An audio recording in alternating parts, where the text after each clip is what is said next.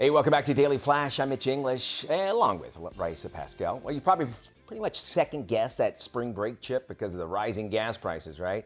Well, in today's Car Smarts, Lauren Fix, the car coach, gives us some ideas of where the answers will be coming from when it comes to more fuel-efficient vehicles.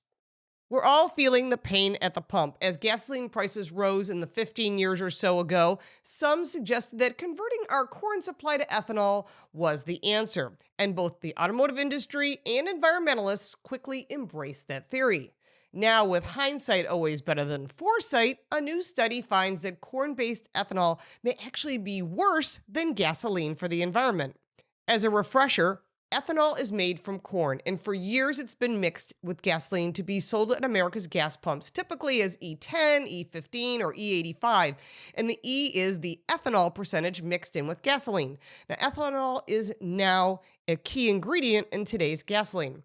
But the promise of ethanol as an oil and climate solution is not all that the government promised.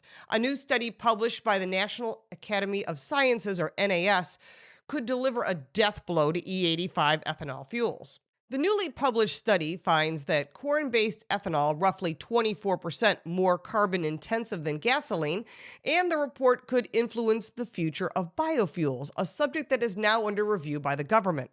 Under the 2005 Renewable Fuels Standard Act, U.S. refiners were required to mix 15 billion gallons of corn-based ethanol into gasoline each year.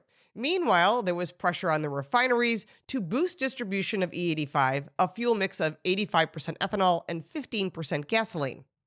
Compliance required vehicle modifications such as the use of stainless steel fuel lines to prevent damage, because it's highly corrosive, from highly corrosive ethanol. Despite the added cost, automakers were pushing to make these E85 or flex fuel cars in order to earn fuel economy credits they received for these models. This government push for ethanol technology never lived up to its billing, and dependence upon corn-based ethanol grew rapidly.